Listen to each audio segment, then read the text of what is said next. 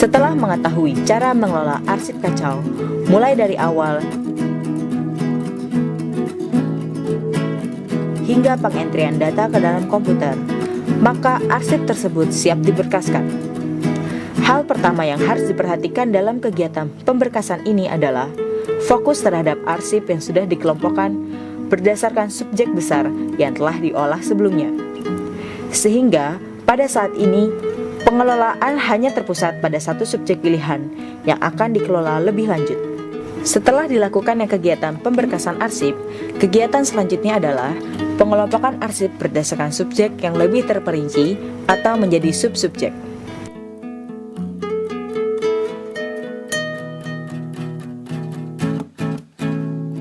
Pada saat pengelompokan arsip berdasarkan sub-subjek, tentu ditemukan beberapa arsip yang saling berhubungan meski subjek kelas besar arsip tersebut tidak sama.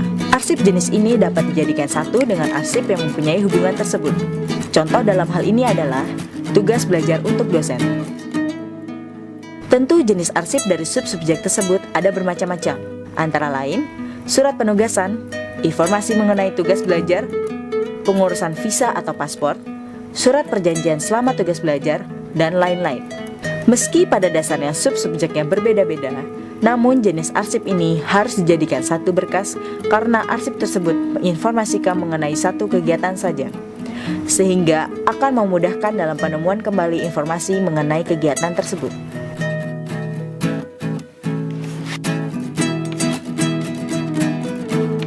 Setelah semua arsip terkelompok pada subjek, sub-subjek, dan sub-subjeknya, maka langkah selanjutnya adalah pemberian nomor kode klasifikasi arsip yang sesuai dengan kelompok arsip tersebut. Pemberian kode klasifikasi ini disesuaikan dengan pengelolaan pada arsip nasional Republik Indonesia, yaitu terletak di belakang sebelah kiri arsip.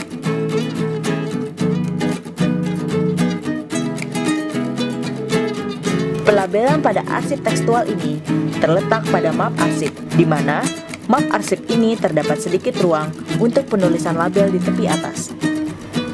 Pelabelan ini dilakukan berdasarkan kode arsip yang telah ditentukan sebelumnya, sehingga antara arsip dan label map terdapat kesesuaian kode.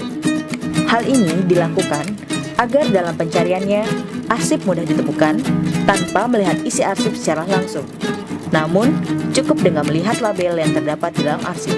Deskripsi arsip adalah penjelasan singkat yang dibuat sebagai wakil dokumen atau arsip.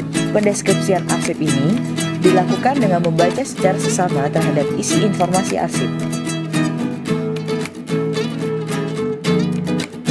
Informasi yang harus ada pada lembar deskripsi arsip antara lain adalah nomor urut arsip, kode klasifikasi arsip, tahun pembuatan arsip, asal arsip, deskripsi singkat isi arsip, dan kode pembuat arsip. Langkah berikutnya adalah penataan arsip pada map arsip. Penataan ini berdasarkan pada kode klasifikasi yang telah dikelompokkan pada masing-masing arsip.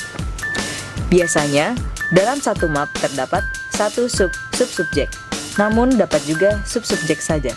Hal tersebut tergantung dari volume arsip dari subjek detail tersebut.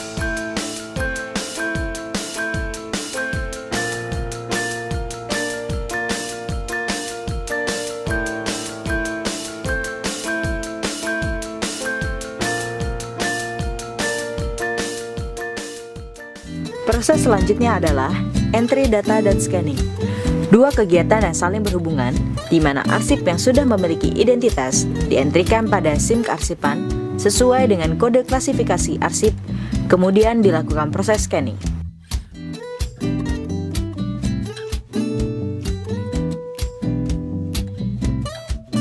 Hal tersebut dilakukan agar jika arsip hilang, kita masih mempunyai duplikat berupa soft copy.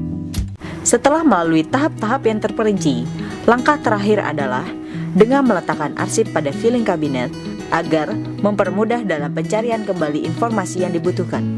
Isi dari filing kabinet ditentukan berdasarkan volume arsip. Jika memungkinkan, satu filing kabinet berisi semua jenis arsip dalam waktu 1 tahun.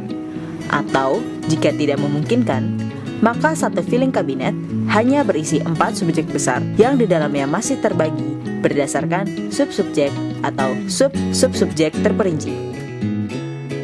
Video tutorial ini dipersembahkan oleh